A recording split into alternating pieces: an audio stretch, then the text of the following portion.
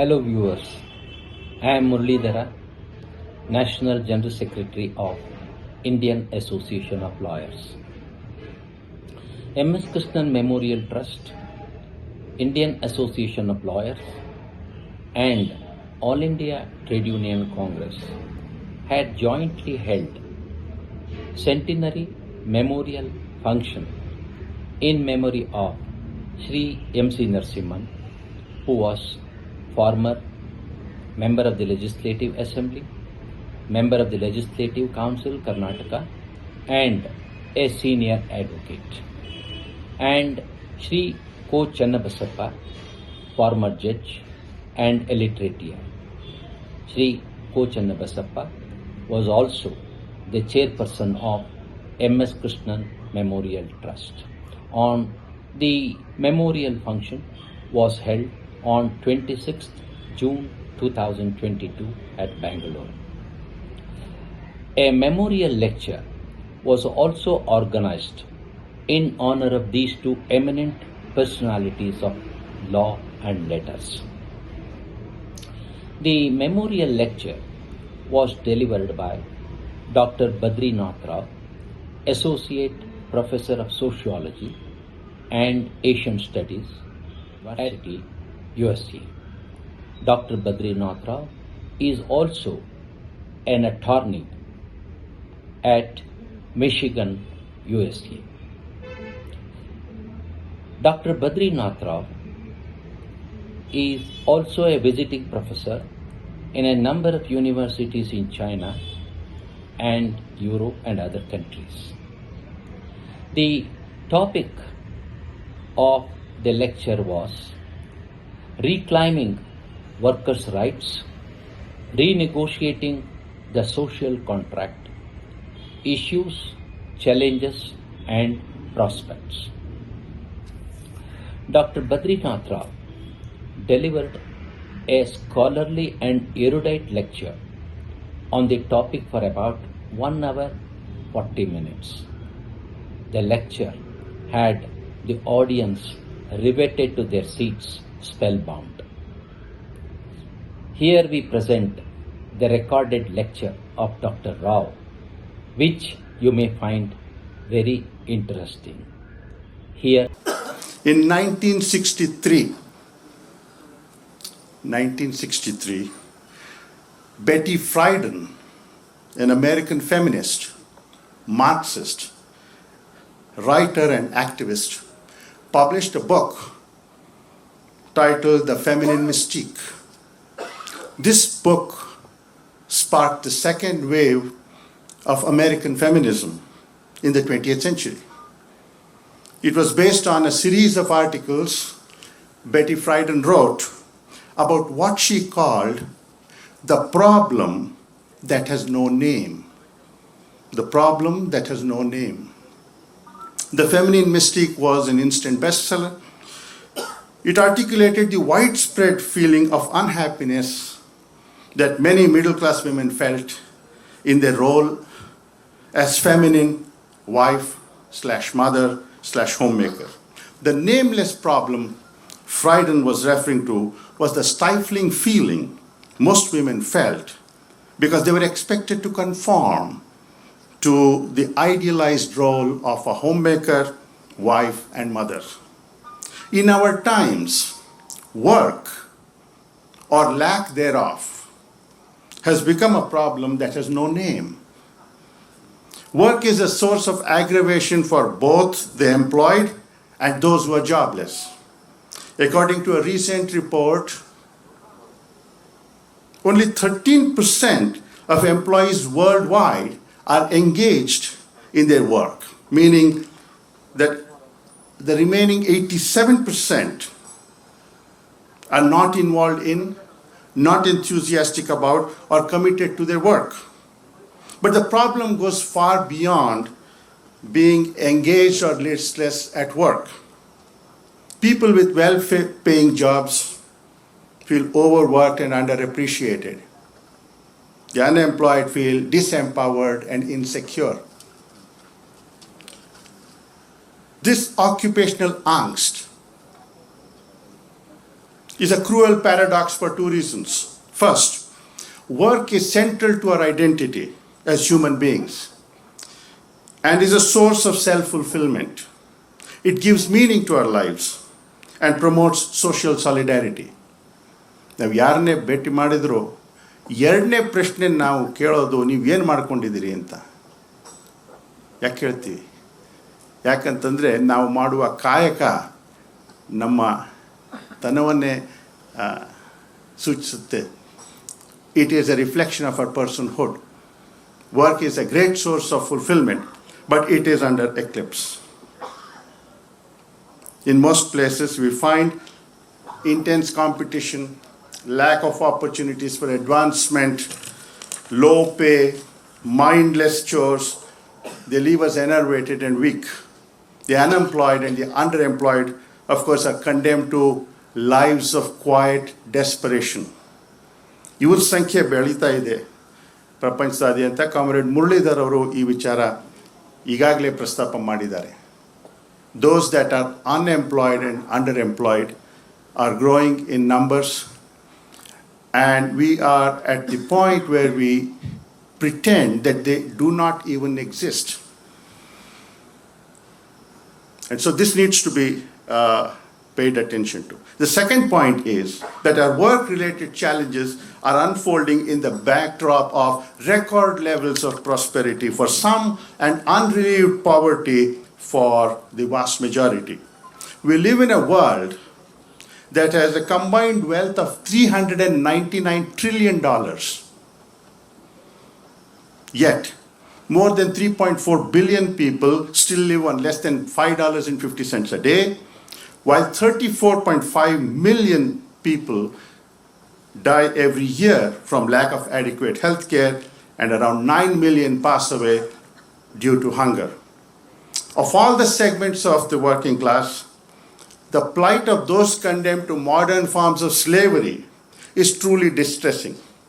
ಕಾರ್ಮಿಕ ವರ್ಗದ ಬಗ್ಗೆ ಮಾತಾಡುವಾಗ ನಮಗೆ ಇರೋ ಕಲ್ಪನೆ ಏನಪ್ಪ ಅಂತಂದರೆ ಉದ್ಯೋಗದಲ್ಲಿ ಇರೋರು ಅಥವಾ ಉದ್ಯೋಗ ಹುಡುಕ್ತಾ ಇರೋರು ಅಥವಾ ನಿರುದ್ಯೋಗಿಗಳು ಅಂತ. ನಾವು ಗಮನದಲ್ಲಿ ಇಟ್ಕೊಳ್ಬೇಕಾದ ವಿಚಾರ ಏನಪ್ಪ ಅಂತಂದರೆ ಇವತ್ತು ಗುಲಾಮಗಿರಿಯಲ್ಲಿ ಸಿಕ್ಕಿ ಒದ್ದಾಡ್ತಾ ಇರೋರು ಮಿಲಿಯನ್ಸ್ ಜನ ಇದ್ದಾರೆ. There are 40 million people around the world. ಅಲ್ಲದೆ ನಾವೆಲ್ಲರೂ ಅವರ ಕಾಯಕದ ಫಲ ಏನು ಇದೆಯಲ್ಲ ಅದನ್ನು ಅವರು ಉತ್ಪಾದನೆ ಮಾಡುವಂಥ ಸರಕುಗಳನ್ನು ನಮ್ಮ ನಿತ್ಯ ಜೀವನದಲ್ಲಿ ಬಳಸ್ತೀವಿ. Everything from sugarcane, cotton, coffee, palm oil, tobacco, steel, garments, textiles, footwear, sporting goods, and fireworks. Deepavali ಬಂದಾಗ ದಯವಿಟ್ಟು spare a thought for the people involved in slavery. Now, neoliberal capitalism thrives on slave labor. As historian Walter Johnson put it, there is no such thing as capitalism without slavery. The history of Manchester never happened without the history of Mississippi. Mississippi, ಅಮೆರಿಕದಲ್ಲಿ ಒಂದು ರಾಜ್ಯ, ಅಲ್ಲಿ ಹತ್ತಿ ಬೆಳೀತಾರೆ. ಆ ಹತ್ತಿಯನ್ನೇ Manchester textile ಮಿಲ್ಸ್ನಲ್ಲಿ ಬಳಸ್ತಾ ಇದ್ದರು. ಅದೇ ಥರ ಭಾರತದಲ್ಲಿ ಜನರಿಗೆ ಈ ಫುಡ್ ಗ್ರೈನ್ಸ್ ಆಹಾರ ಪದಾರ್ಥಗಳನ್ನ ಬೆಳೆಸಬೇಡ್ರಿ, ಡೈ ಬಳಸಿ, DYE, ಯೂಸ್ ಫಾರ್ ಟೆಕ್ಸ್ಟೈಲ್ಸ್. ಅದಕ್ಕೆ ಚಂಪಾರನ್ ಸತ್ಯಾಗ್ರಹ ಮಾಡಿದ್ರು ಗಾಂಧೀಜಿ. ಇದನ್ನು ನೆನಪಿಟ್ಕೋಬೇಕು. So there is an umbilical connection between capitalism and slavery. Eric Williams, the first Prime Minister of Trinidad and Tobago, offers a most riveting account of the relationship between the two in his book Capitalism and Slavery, published in 1944. The plight of those involved in the informal sector is equally deplorable. Roughly 2 billion people, or 60.1% of the globally employed, were in the informal sector in 2019. 2 billion people out of 7.6 billion in this world. Informal labor accounts for about 85.8% of total employment in Africa. 85.8%. 71.4% in Asia, and the Pacific, 68.8% in the Middle East, and 53.8% in the Americas, for a total of about close to 69.6%, roughly 70% in the developing world. According to the ILO, pre-pandemic, 1.4 billion people worldwide were involved in vulnerable forms of employment and in the informal sector, compared to 192 million unemployed, and 82% of women in developing countries were in vulnerable forms of employment. In our country, Bharatdalli, over 80% of the workforce is engaged in the informal sector, and about 92.4% is in informal employment, a considerably higher share than the estimated 70% in other developing countries. Another neglected segment of the labor force is unpaid female labor. Unpaid female labor. ನಿಮ್ಮನ್ನೆಲ್ಲ ನೋಡಿದ್ರೆ ಚೆನ್ನಾಗಿ ತಿಂಡಿ ತಿನ್ಕೊಂಡು ಬಂದಿದ್ದೀರಾ ಅನ್ಸುತ್ತೆ ನನಗೆ. 98% ನೀವು ತಿಂದಂಥ ತಿಂಡಿ ಮಹಿಳೆಯರು ಮಾಡಿದ್ದು. ಅದನ್ನು ನಾವು ಕಾಯಕ ಅಂತ ಅಂದ್ಕೊಳ್ಳೋದೇ ಇಲ್ಲ. It does not come in formal reckoning, but they are very much a part of the workforce. And unpaid female labor is very, very significant. Accumulation in capitalism is very critically predicated on the mystification of women's labor. ಇದರ ಬಗ್ಗೆ ಸಾಕಷ್ಟು feminist, labour economist, labour scholars ಬರೆದಿದ್ದಾರೆ. ಇದ್ರ ಬಗ್ಗೆನೂ ನಾವು ಗಮನ ಕೊಡಬೇಕು. Unpaid female labour. Across the globe there are 3.29 billion people in the labor force. 3.29 billion. The two major pools of labor are China and India. The Chinese workforce comprises about 784 million people, and the Indian labor market has shrunk from close to about 500 million to 437.2 million workers. According to the ILO's World Social Protection Report 2022, more than 4 billion people out of 7.6, 4 billion people still lack any social protection. ಅಂದರೆ 4 billion ಮಂದಿಗೆ ಯಾವ ಬಗೆಯ social ಪ್ರೊಟೆಕ್ಷನ್ನು ಇಲ್ಲ. ಯಾವುದೇ ಸಮಸ್ಯೆ ಬಂದರೂ ಅವರಿಗೆ ಸರ್ಕಾರಗಳಿಂದ ಯಾವ ಬಗೆಯ ನೆರವು ಸಿಗೋದಿಲ್ಲ. 4 billion.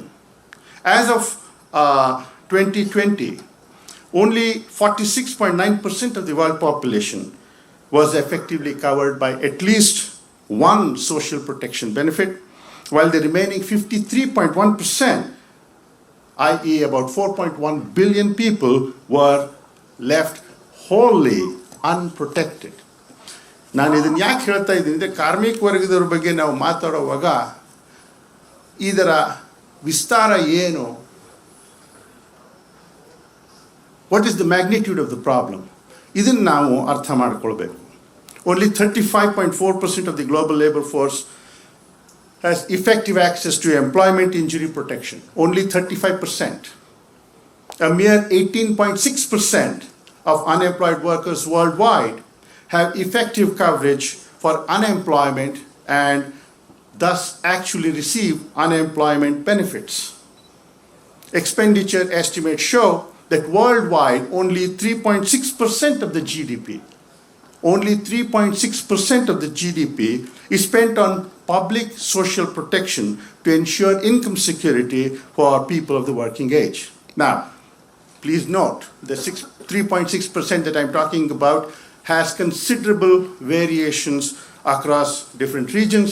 Developing countries spend way less, and developed countries obviously can afford to pay more. Now, popular wisdom attributes the distressing state of the working class across the globe to a number of factors, such as declining union membership, legal hostility to collective action, rising inequality, automation, robotization, and the emergence of platform work. A caveat is in order at this point. Automation ಬಗ್ಗೆ ನಾವು ಮಾತಾಡುವಾಗ ಗಮನದಲ್ಲಿ ಇಟ್ಕೊಳ್ಬೇಕಾದ ವಿಚಾರ ಏನಂದರೆ, ಯಾರು technology ಬಗ್ಗೆ ವಿಪರೀತ ನಂಬಿಕೆ ಇಟ್ಕೊಂಡಿರ್ತಾರೋ, ಟೆಕ್ನಾಲಜಿಕಲ್ ಡಿಟರ್ಮಿನಿಸ್ಟ್ಸ್ ಅಂತಾರೆ. ಅಂದರೆ ಅವ್ರ ನಂಬಿಕೆ ಏನಂದರೆ, ತಂತ್ರಜ್ಞಾನ ಅನ್ನೋದು ನಮ್ಮ ಬಾಳನ್ನು ಡಿಫೈನ್ ಮಾಡುತ್ತೆ, ಅದಕ್ಕಿಂತಲೂ ಹಿರಿದಾದದ್ದು ಇನ್ಯಾವುದೂ ಇಲ್ಲ. These people are called technological determinists, and they tend to over-exaggerate the role of automation. They want us to believe that this is just the way it's going to be. New technologies have emerged. Machine learning is here. Artificial intelligence is here. And so on. And we just have to learn to live with this. Some people will suffer. And that is just the way it's going to be. It's collateral damage. Well, these things have been said before. March 1964, a set of intellectuals sent a formal document called the Triple Revolution Report to President Lyndon Johnson. The report warned that industrial automation was poised to throw millions of people out of work and create economic and social turmoil. Nothing of this sort happened, and the report was forgotten. The most dramatic example of technologically induced job losses comes from the US agriculture sector. In the late 1800s, about 3/4 of workers in the United States were involved in agriculture, and the number now is between 1 and 2%. The point I'm trying to make is that though dislocations are bound to happen with the emergence of new technologies, they need not define our destiny. ಯಾರಾದರೂ ನಿಮಗೆ ತಂತ್ರಜ್ಞಾನದಿಂದ ಆಗ್ತಾ ಇರೋ ಸಮಸ್ಯೆಗಳ ಬಗ್ಗೆ, ಸ್ವಾಮಿ ಇದೆಲ್ಲ ಆಗೋದೇನೆ, ದಯವಿಟ್ಟು adjust ಮಾಡ್ಕೊಳ್ಳಿ ಅಂತ ಹೇಳಿದರೆ, ನೀವು ಅದನ್ನು ವಿರೋಧಿಸಬೇಕು. ಯಾಕಂತಂದರೆ ತಂತ್ರಜ್ಞಾನ ಒಂದು, ಅದನ್ನು ಹೇಗೆ ಬಳಸಬೇಕು ಅನ್ನೋದು ಇನ್ನೊಂದು ವಿಚಾರ. And that crucially depends on political will, imagination, and a commitment to the common weal. Above all, we have to recognize a cardinal principle enshrined in the ILO Charter, International Labour Organization Charter. The ILO was founded in 1919 as part of the Treaty of Versailles, which ended World War I. A few decades later, May 1944, at the end of World War II, the ILO's Philadelphia Declaration went on to make an affirmation. It said, labor is not a commodity. Labor is not a commodity. ಬಂಧುಗಳೇ, ಇವತ್ತು ನಾವೆಲ್ಲ ಭಾಷಣ ಮಾಡಿದ್ದೀವಲ್ಲ, ಇದನ್ನೆಲ್ಲ ನೀವು ಮರ್ತುಬಿಟ್ಟು ಹೋದ್ರೆ ಚಿಂತಿಲ್ಲ. ಇದೊಂದನ್ನು ಮಾತ್ರ ದಯಮಾಡಿ ನೆನಪಿಟ್ಕೊಳ್ಳಿ, labour is not a commodity. ಅಂದರೆ ನಾವು ಮಾಡುವಂತಹ ಕೆಲಸ ಒಂದು ವಸ್ತು ಅಲ್ಲ, ಅದೊಂದು ಸರಕಲ್ಲ. ಅದನ್ನು ಕೊಂಡ್ಕೊಳ್ಳೋದು ಮತ್ತು ಮಾರೋದು ಲೇಬರ್ ಅಲ್ಲ. Labor is an expression of who we are. The commodification of labor, the idea that it can be brought like any ordinary product in the market, lies at the heart of our current predicament. ಈ ಹೊತ್ತಿನ ದಿವಸ ಪ್ರಪಂಚದಾದ್ಯಂತ ಜನ ನಿರುದ್ಯೋಗ, under employment ಇತ್ಯಾದಿಗಳಿಂದ ನರಳ್ತಾ ಇರುವಾಗ ಬಹಳಷ್ಟು ಮಂದಿ ತತ್ರಾಪಿ ಅಧಿಕಾರದಲ್ಲಿ ಇರೋರು ಅವ್ರ ಬಗ್ಗೆ ತಾತ್ಸಾರದ ಧೋರಣೆಯನ್ನು ತಾಳ್ತಾರೆ.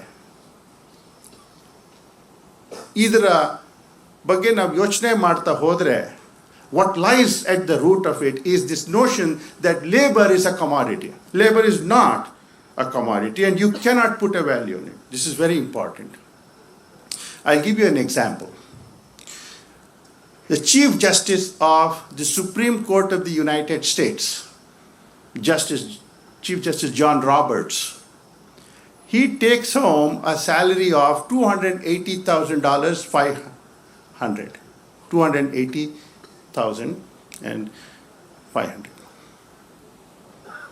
ಅಮೇರಿಕದಲ್ಲಿ ಒಂದು ಬಹಳ ಪ್ರಸಿದ್ಧ ಟಿ ವಿ ಶೋ ಇದೆ, ಜಡ್ಜ್ ಜೂಡಿ ಅಂತ. Judge Judy has been running for about 25 years. And the lady who plays the judge, Judy Shindin, she makes about $391,000 per episode. The real Chief Justice makes $280,000 per annum. Judge Judy makes $391,000 per episode. And over the last 25 years, she has amassed about $450 million. Her annual contract is worth $45 million. ಹೀಗಿರುವಾಗ chief justice John Roberts ಅವ್ರು ಮಾಡೋ ಕೆಲಸ ತುಚ್ಛ ಅಂತ ಅನ್ನೋಕ್ಕಾಗತ್ತೆ? ಇಲ್ಲಿ ನ್ಯಾಯಮೂರ್ತಿ ಕೂತಿದ್ದಾರೆ ಗೋಪಾಲ್ ಗೌಡ್ರು, ಅವ್ರು ಹೇಳ್ಬೋದು. ಅವ್ರ ಮುಂದೆ ಅಪಿಯರ್ ಆಗುವಂಥ ಅನೇಕ ಲಾಯರ್ಗಳು ಒಂದು ದಿವಸದಲ್ಲೇ ಈ ಜಡ್ಜ್ಗಳಿಗೆ ಒಂದು ತಿಂಗಳಿಗೆ ಏನು ಸಂಬಳ ಬರುತ್ತೋ ಅಷ್ಟನ್ನು ತಗೋತಾರೆ, ಸರಿನಾ? ಇನ್ನೂ ಜಾಸ್ತಿ ತಗೋತಾರೆ, ಸಿಕ್ಕಾಪಟ್ಟೆ ತಗೋತಾರೆ. ಇಲ್ಲಲ್ಲ, ಬೇರೆ ದೇಶಗಳಲ್ಲಿ, ನಾನು ಈ ಭಾರತದ ವಿಚಾರ ಮಾತಾಡ್ತಾ ಇಲ್ಲ. ಅಂದ ಮಾತ್ರಕ್ಕೆ ಸನ್ಮಾನ್ಯ ಗೋಪಾಲ್ ಗೌಡ್ರು ಮಾಡೋ ಕೆಲಸ ನಿಷ್ಪ್ರಯೋಜಕ ಅಂತಾಗಲಿ ತುಚ್ಛ ಅಂತಾಗಲಿ ನಾವು ಪರಿಗಣಿಸೋಕ್ಕಾಗಲ್ಲ. ಈ ಥರ ಯೋಚನೆ ಮಾಡೋರು ಸರಕೀಕರಣಕ್ಕೆ ತುತ್ತಾದಂತಹ ಜನ. ಇದನ್ನು ನಾವು ಗಮನದಲ್ಲಿಟ್ಕೋಬೇಕು. This is what we mean by the commodification of labour. Michael Sandel ಅಂತ ಒಬ್ಬರು ಬಹಳ ಪ್ರಖ್ಯಾತ ಮಾರಲ್ ಫಿಲಾಸಫರ್ ಇದ್ದಾರೆ ಅಮೇರಿಕಾದಲ್ಲಿ. ಅವರೊಂದು ಪುಸ್ತಕ ಬರೆದಿದ್ದಾರೆ, what money can buy. And in that book he says that money is not the index of value. People make this mistake. Money does not define value. Work has its own intrinsic value. And if you don't appreciate that, you are going to have a very low attitude toward those who do not earn a lot of money. ಇದನ್ನ ನೀವು ಅರ್ಥ ಮಾಡಿಕೊಳ್ಬೇಕಾದ್ರೆ ಬೆಂಗಳೂರಿನಲ್ಲಿರುವಂಥ ಅನೇಕ ಬಂಧುಗಳನ್ನ ನೀವು ಮಾತಾಡಿಸಿದಾಗ ಗೊತ್ತಾಗತ್ತೆ. ನಮ್ಮ ಹುಡುಗನಿಗೆ 21 ವರ್ಷ 16 lakh package campus interval ಸಿಕ್ಬಿಡ್ತು, ಮನೆಗೆ ಕಾರ್ ಕಳಿಸ್ತಾರೆ. ಈಗ ಇನ್ನು ಈ ಡಿಸೆಂಬರ್ ಹೊತ್ತಿಗೆ ಫಾರಿನ್ಗೆ ಹೋಗ್ಬಿಡ್ತಾನೆ ನಮ್ಮ ಹುಡುಗ. ಅವ್ರ ಮುಂದೆ ನೀವು ಹೇಳಿ ನನ್ನ ಮಗಳು ಪ್ರೈಮರಿ ಶಾಲೆ ಮೇಡಮ್ ಅಂತ ಹೋಗ್ಬಿಡ್ತಾರೆ ಅವರು, ಅನ್ನಕ್ಕೆ ಹೋಗಬೇಡಿ. Okay, that is the kind of attitude people have. So what commodification does is, it valorizes acquisition and consumption. If you think that work is commodity, and if you accept that worldview, you will go on a trip that makes you want more and more. You acquire and you consume. This in turn leads to social anomalies like hyperconsumption, pathological individualism, ego focality, atomism, and in the extreme case, sociopathy. ಇವತ್ತು ಮನೆಯಲ್ಲಿ ಅಣ್ಣ ತಮ್ಮಂದರು ಅಪ್ಪ ಮಕ್ಕಳು ಅವ್ರ ನಡುವೆ ವಿರಸ ಇದೆ. 30-40 site ಇದ್ದರೆ guarantee ಮುಖದ್ಮೆ ಉಡ್ತಾರೆ, ಒಬ್ಬರಲ್ಲ ಒಬ್ಬರು. ಜಡ್ಜ್ ಸಾಹೇಬ್ರು ಇದ್ದಾರೆ, ಕೇಳೇವ್ರು, ನಾನಲ್ಲ ಹೇಳೋದು. ನಮ್ಮ ದೇಶದಲ್ಲೂ ಶಾನೆ ಹಿಂಗಿದೆ. ಯಾಕೆ ಹೀಗೆ ಮಾಡ್ತಾರೆ? Because we have very distorted values. So this is very important. ಇದು ಎಷ್ಟು ಹದಗೆಟ್ಟಿರೋ ಪರಿಸ್ಥಿತಿ ಅಂತಂದರೆ 2007ನೇ ಇಸ್ವಿಯಲ್ಲಿ ಈ ದೇಶದಲ್ಲಿ 2007ನೇ ಇಸ್ವಿಯಲ್ಲಿ parents and senior citizens act ಅಂತ ಒಂದು ಕಾನೂನು ಲಾಗು ಮಾಡಿದೆ. ಆ ಕಾನೂನು ಹೇಳುತ್ತೆ, ನೀವು ನಿಮ್ಮ ತಂದೆ ತಾಯಿಗಳು ಹಿರಿಯರನ್ನ ನೋಡ್ಕೊಳ್ಬೇಕು, ಇಲ್ಲದೇ ಇದ್ದರೆ ಕಾನೂನು ಕ್ರಮ ಕೈಗೊಳ್ಳಬೇಕಾಗತ್ತೆ ಅಂತ. ಅಲ್ಲಿಗೆ ಬಂದಿದ್ದೀವಿ ನಾವು. ನಿಮ್ಮ ಅಪ್ಪ ಅಮ್ಮನ ನೋಡ್ಕೋಬೇಕು ಅಂತ ಸರ್ಕಾರದವ್ರು ಹೇಳಬೇಕು ನಮಗೆ. ಅಲ್ಲ, ಆ ಕಾನೂನು ಜಾರಿಗೆ ತರಲ್ಲ, ಆ ಮಾತೆಲ್ಲ ಬೇರೆ. Irli. The very fact that we have a law like that must tell you what commodification does. Now, I want you to know that Karl Marx anticipated the corrosive consequences of commodification when capitalism was still in its infancy. In his moral critique of capitalism, he talked about the ability of money to alter everything and bring about what he called the death of heavenly ecstasies. Marx warned that the mindless pursuit of profit engenders commodification of the most intimate sectors of life and eventually leads us to drown our conscience in the icy waters of egoistical calculations. I am quoting directly from the Communist Manifesto. We have drowned our conscience in the icy waters of egoistical calculations. ಮದುವೆ ಮಾಡ್ಕೋಬೇಕು ಅಂತಂದರೆ ಮೊದಲು apartment sale deed ತಗೊಂಡೇ ಹೋಗಬೇಕು, ಇಲ್ಲ ಅಂದರೆ ಸಾಧ್ಯ ಇಲ್ಲ. ದೇವರಾಣಿಗೆ ನನ್ನ ಇವತ್ತಿದ್ದ ಮದುವೆ ಆಗ್ತಾ ಇರಲಿಲ್ಲ, ಪುಣ್ಯಕ್ಕೆ ಯಾವುದೋ ಕಾಲಕ್ಕೆ ಆಯಿತು, ಇಲ್ಲಿಗೆ ಬಂದುಬಿಟ್ಟಿದೆ ಇದು. So you have to keep in mind that as labor activists, our first goal is to disabuse people, to make people shed this notion that labor is a commodity. Because if you think like that, then you may get to the point where you might say that money can buy my mother's labor. You cannot compensate your mother's labor. You just cannot. But then if this worldview takes its logical course, then that's where we might go on to, and we might not like that situation. ಈ trend ಬಗ್ಗೆ ಬಹಳ ಹಿಂದಕ್ಕೆ ಹೋದ ಶತಮಾನದಲ್ಲಿ Karl ಪೊಲಾನಿ ಆಳವಾಗಿ ಅಧ್ಯಯನ ಮಾಡಿದರು. Drawing from his analysis of what pushed the German people to embrace fascism more than half a century ago, Karl Polanyi observed that when societies allow themselves to be organized by markets alone, the violence that those market relationships generate inside the social fabric intensifies to the point that it becomes unbearable. We see this all over the world, except in a handful of countries in Scandinavia. Finland is one of them, Sweden, Norway, Denmark, and so on, and maybe New Zealand and Australia. You find this in even the People's Republic of China. China is supposed to be a communist state. It is wedded to the rule of the proletariat.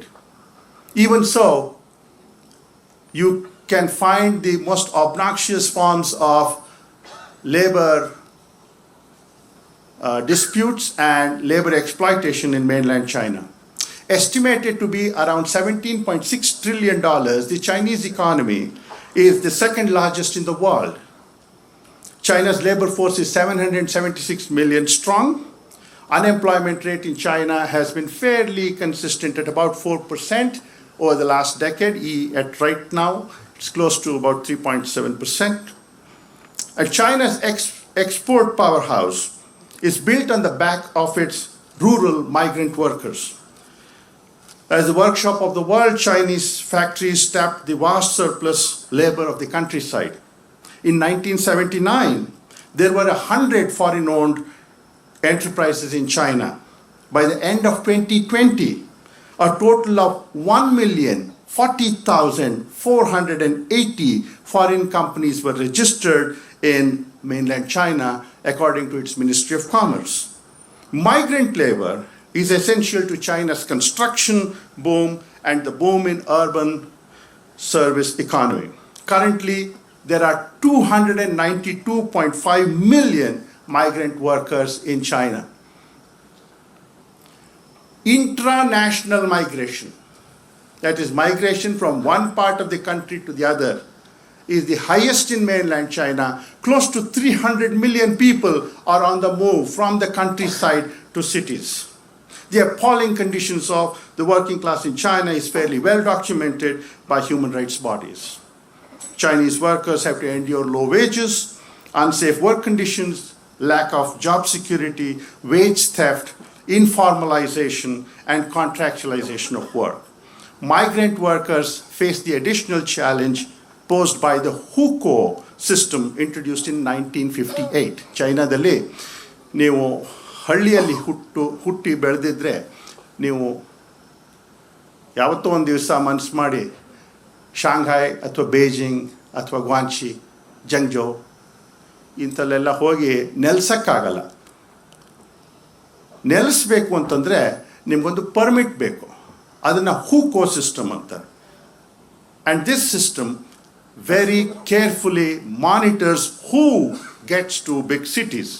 So there are millions of migrant workers in mainland China in big cities that I have myself seen who cannot access the schools there, which are free, cannot access healthcare, cannot access government services because they are not supposed to be there. This is the hukou system. China is going through the throes of rampant marketization. And this marketization is characterized by 5 Ds. And they are deregulation, denationalization, disinvestment, digitalization, and dispossession. You find all of these in mainland China. And the privatization of state-owned enterprises has, of course, made the situation much worse. However, not all is lost in China. Just as a lot of people in China are suffering, you find that this country is home to 539 billionaires, 539, second only to the United States, with a collective wealth of $2 trillion.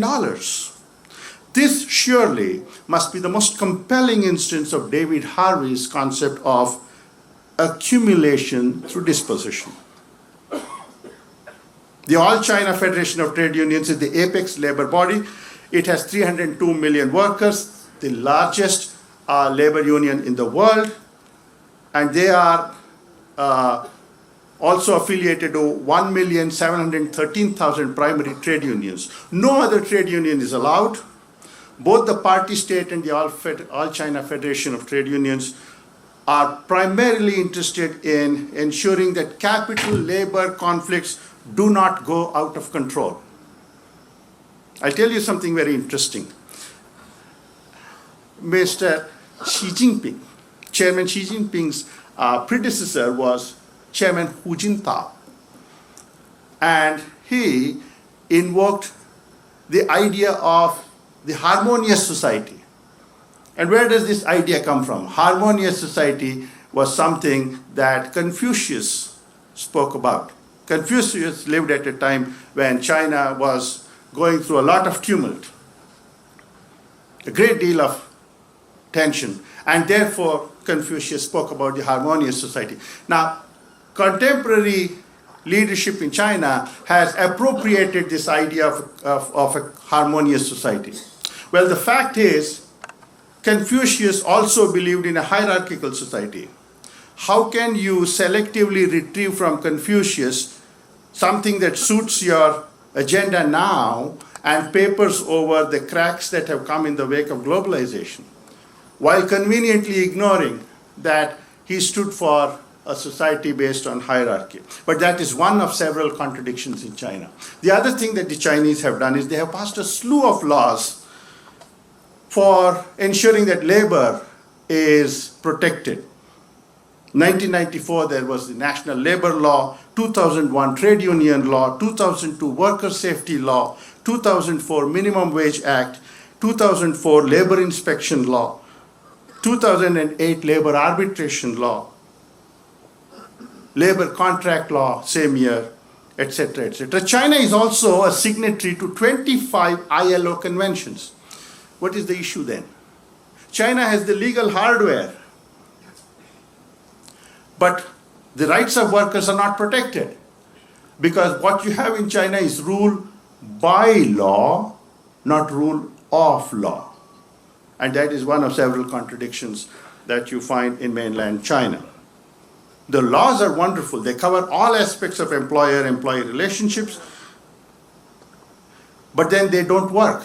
I'll give you a simple example. Under labor contract law, every employer is required by law to give a letter of appointment to the laborer. Most employers don't do it. So when they get kicked out of work and try to seek justice, incidentally, unlike India, which is a common law jurisdiction, China follows civil law. It's a completely different system, borrowed from Germany and France. And so you find that people wanting to vindicate their rights are out of luck because they don't even have a paper identifying them as employees of the company from which they claim to have been kicked out. So this is one of several challenges you find in mainland China. Coming now to the United States. ನೀವೆಲ್ಲ ಅನ್ಕೊಂಡ್ಬಿಟ್ಟಿದ್ದೀರಾ U S ಹೋದರೆ ಶಾನೆ ಚೆನ್ನಾಗಿರುತ್ತೆ ಅಂತ. ನಿಮ್ಗೆ ಹಾಗೆ ಅನಿಸಿದರೆ ಬನ್ನಿ ಕರ್ಕೊಂಡೋಗ್ತೀನಿ. 4ನೇ July ಮನೆಗೆ ಹೋಗ್ತಾ ಇದ್ದೀನಿ ನಾನು. You can come. I will tell you what the situation is in the United States. Labor law is in shambles, and the rights of the working class are hard to vindicate. Well, this is part of a larger problem. Just 2% of cases, 2% of cases go up for trial. 2%. 98% of cases, you don't have a chance in hell. How many of you can tell me why? Why is that the case? Anyone? Why do you think people cannot go to court, argue before Justice Gowda, and get justice? Because lawyers are very expensive. A 4th-rate lawyer from a 5th-rate law school will cost you just about $300 an hour, and he charges in 6-minute increments. So ನಿಮ್ಮ lawyer opposing ಕೌನ್ಸಿಲಿಗೆ phone ಮಾಡಿ ಮಾತಾಡ್ತಾ ಇದ್ರೆ 7 ನಿಮಿಷ ಆಗೋಯ್ತು ಅಂತ ಇಟ್ಕೊಳ್ಳಿ, ಅವನು 15 ನಿಮಿಷ ಚಾರ್ಜ್ ಮಾಡ್ತಾನೆ. So one phone call will cost you $75. Most people just don't have the ability to go to court, more so in criminal matters. And that explains why I am involved in pro bono work. You have to be there to see how much of demand there is for this kind of work. Now, with respect to labor in the United States, there are 2 things that condition the world of labor. Number 1, inequality. Record levels of inequality have made labor rights a joke in the United States. Thomas Piketty has written extensively about this since the 1980s. He has established that socioeconomic inequality has increased throughout the world. Nowhere among the highly developed economies, however, has wealth inequality increased as rapidly as in the United States. So this is a very important point. Second, declining union membership. According to the US Bureau of Labor Statistics, 2020, in 2019, there were just 14.6 million wage and salary workers who belong to American unions. An overall union membership rate, otherwise known as union density, of just about 10.3%, which means 90% of the workforce has nothing to do with unions whatsoever. Now, within this 10.3%, the vast majority of members belong to public sector institutions. They comprise 33.6%, or 7.1 million members. Private sector employees are just about 6.1%, or 7.5 million people. In other words, unions have been completely decimated. Membership in unions is declining. And what might be the reason? There are 2 reasons. Christopher Tomlins, a labor scholar and a lawyer, argues that the United States is a capitalist economy first and a democracy second. Notwithstanding the clear preference of working people for representation through collective organization, they will not freely receive it while the interests of capital are not served thereby. So the labor relation system in India is completely, totally, fully subservient to the logic of capital accumulation. And this is one area where you find a remarkable degree of consensus between the legislature and the judiciary. I'll tell you about a very interesting case, Lochner in New York, 1905. Lochner was a German immigrant. He ran a bakery shop and he employed workers. They used to work for over 60 hours a week. ಆ ಸಮಯದಲ್ಲಿ ನ್ಯೂಯಾರ್ಕಲ್ಲಿ ಒಂದು ಕಾನೂನಿತ್ತು, New York ಬೇಕ್ shops act of 1895. And the Bake Shops Act said you cannot employ someone for more than 60 hours a week. If you do so, you are in violation of the law. And Mr. Lochner didn't care. He employed a lot of people who were overworked. So the city fined him.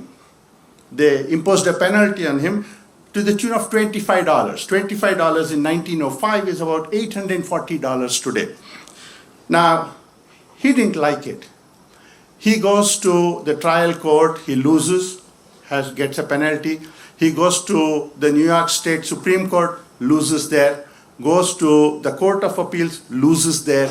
Then takes the matter to the US Supreme Court. And the US Supreme Court rules that this law is unconstitutional because it has violated the baker's right to freedom of contract under the 14th Amendment to the US Constitution.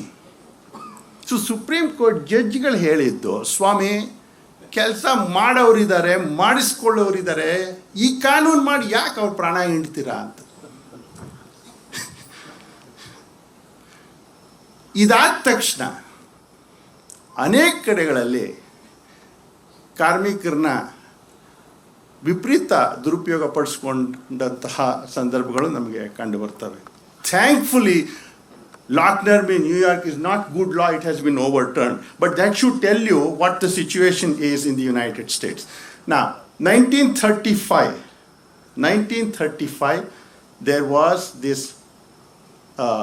big act called the National Labor Relations Act. It recognized the rights of workers to organize and engage in collective bargaining. The National Labor Relations Act started the National Labor Relations Board to protect those rights. This is 1935.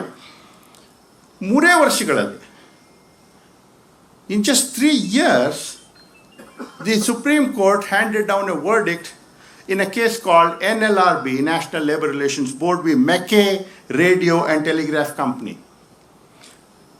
I don't have time to go into the details of this case, but the court held that when workers go on strike, employers are free to fill their positions with permanent replacements. This is called the McKay Doctrine, and it is good law. The McKay Doctrine decimated the rights of workers to go on strike, because if you go on strike, then that's the end of it. Your things will be couriered to you. You can never come back. Now, if you have that situation, how many workers do you think will risk their lives and careers? So you have this was in 1938. It's saldo anta 1947. Congress enacted the Taft-Hartley Act, which tilted the law more toward management in a variety of ways, including banning certain kinds of strikes and picketing. Most importantly, the Taft-Hartley Act said that states have the right to promulgate what it called the Right to Work Act. Now, the Right to Work Act, among other things, can legally prevent unions from collecting dues from employees. So, Taft-Hartley Act ನಿಂದ right to work act ಬಂದಿದೆ ಅನೇಕ ರಾಜ್ಯಗಳಲ್ಲಿ, ಮಿಶಿಗನ್ನಲ್ಲೂ ಸಹ. ಈ ಕಾನೂನು ಪ್ರಕಾರ ಯಾವುದೇ union, auto workers union, for example, cannot ask workers to pay their union dues. You cannot require them. And guess what? A lot of people don't bother. They are called free riders, and they have created a great deal of issues. So 1935, you have the National Labor Relations Act. 1938, the act is decimated. 1947, it is buried fathoms deep. And guess what? 1981, President Ronald Reagan, in one shot, fired 11,345 air traffic controllers. One shot. 1981. The Professional Air Traffic Controllers Organization had supported Mr. Reagan when he ran for president. He had written to them saying that he would protect their rights. And what were they demanding? They were demanding better wages, they were demanding better working conditions. See, air traffic control is a very intensive kind of job. It is very stressful, so they wanted more people to be employed, etc. President Reagan gave them an ultimatum and said, look, you have to report to war. And if you don't, you will be kicked out. And that was exactly what happened. So this is the situation in the United States. I'll give you one last example before we move on. Lilly Ledbetter, the Goodyear tire, rubber and tire company, 2007. Lilly Ledbetter was an employee in Goodyear Tire. She worked there for 19 years. Retire ಆಗೋಕ್ಕೆ ಸ್ವಲ್ಪ ದಿನದ ಮೊದಲೇ ಆ ಎಮ್ಮನ ಕ್ಯಾಬಿನ್ನಲ್ಲಿ ಯಾರೋ ಒಂದು ಚೀಟಿ ಇಟ್ಟಿದ್ರು. ಆ ಚೀಟಿನಲ್ಲಿ ಏನು ಬರೆದಿತ್ತಪ್ಪ ಅಂದರೆ, ನಿನ್ನ ಸಂಬಳ ತಿಂಗಳಿಗೆ $3,727. ಇದೇ ಕೆಲಸ ಮಾಡುವಂತಹ ಗಂಡಸರಿಗೆ $4,286. ಅನೇಕರಿಗೆ $5,363. So for equal work, there was unequal pay. She was appalled. And so she filed a complaint with the Equal Employment Opportunities Commission saying that this is sexual discrimination. She is getting paid less. And this has been going on for over 10-15 years. Now the case went to trial, and the jury awarded her more than $3.5 million. The trial judge reduced the amount. Then she goes to the Court of Appeals, where she prevails, and finally, where she does not prevail, and finally the matter ends up in the US Supreme Court. On May 29th, 2007, in Ledbetter v. Goodyear Tire and Rubber Company, the Supreme Court ruled 5-4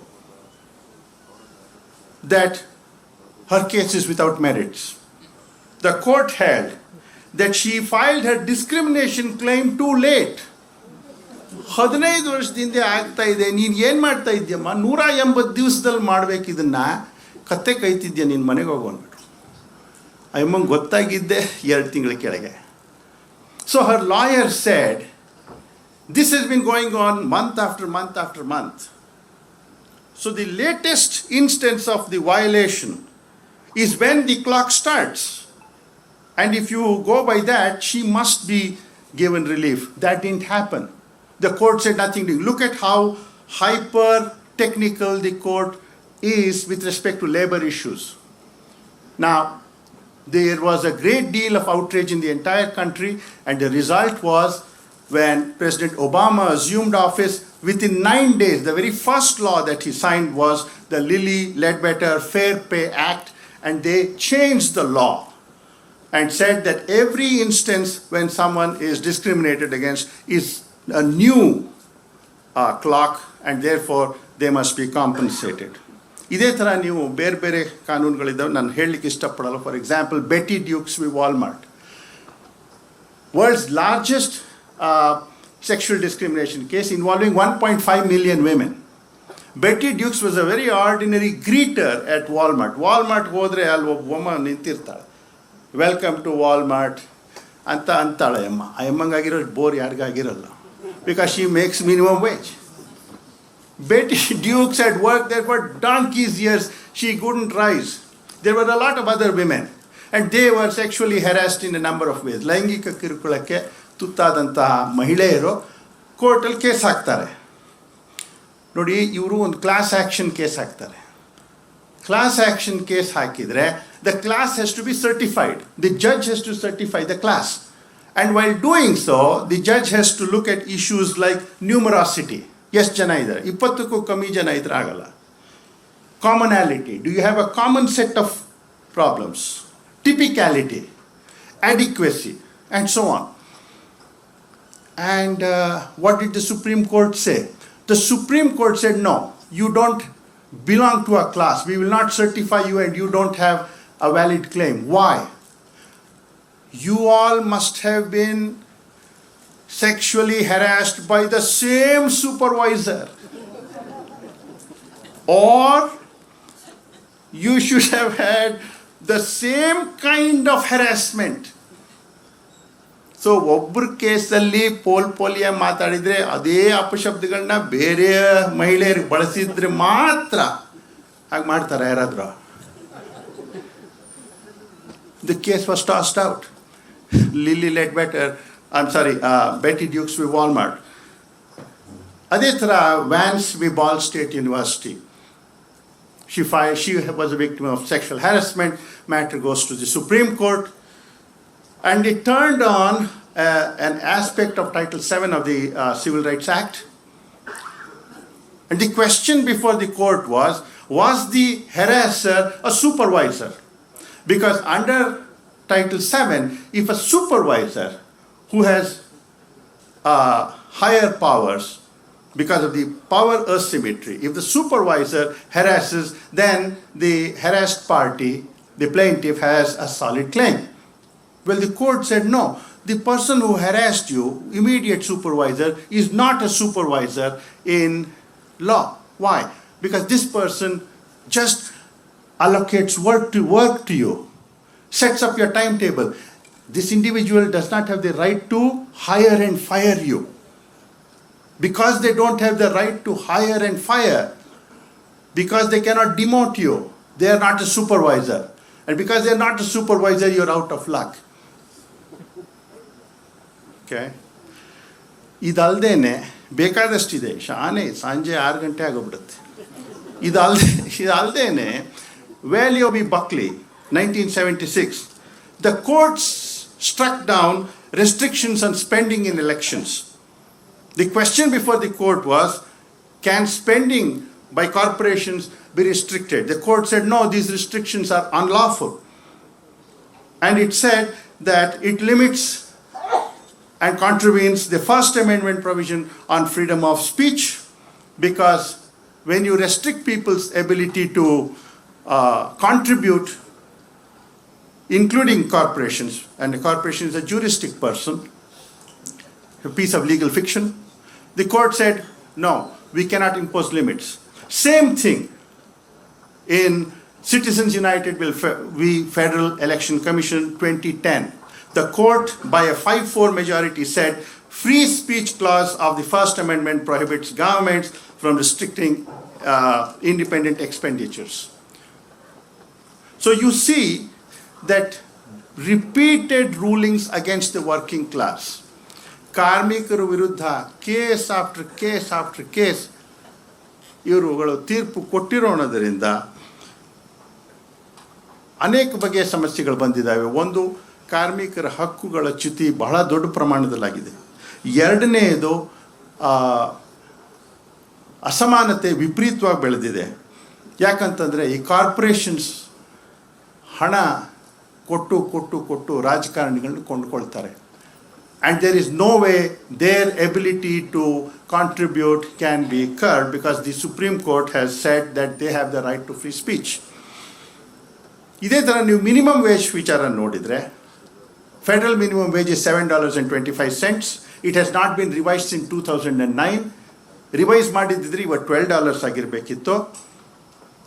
ಕೇವಲ 10 ರಾಜ್ಯಗಳಲ್ಲಿ ಈ ಸಮಸ್ಯೆ ಬಗ್ಗೆ ಯೋಚನೆ ಮಾಡಿದಾಗ ಅವ್ರಿಗೆ ಕಂಡು ಬಂದಿದ್ದು ಏನಪ್ಪ ಅಂತಂದರೆ, 2.4 million workers lost $8 billion per year because of minimum wage violations. It comes to $3,300 per worker. This is minimum wage. ಇನ್ನೂ $7.25 ಇದೆ ಫೆಡರಲ್ ಮಿನಿಮಮ್ ವೇಜ್. ಕೆಲವು ರಾಜ್ಯಗಳಲ್ಲಿ ರಾಜ್ಯ ಸರ್ಕಾರದವರು ಹೆಚ್ಚು ಮಾಡಿದ್ದಾರೆ. But then there is enormous opposition to that. Wage theft, overtime pay ಕೊಡಲ್ಲ. Grand theft paycheck ಅಂತ ಒಂದು ರಿಪೋರ್ಟ್ ಬಂದಿದೆ 2018. It identified more than 4,000 legal cases since 2000 in which large corporations paid a penalty for wage theft and calculated that they led to more than $9.2 billion in verdicts. 4,000 cases of wage theft resulting in a payout of $9.2 billion. This is happening in the United States of America. Okay? So I have talked to you about mainland China. I have talked to you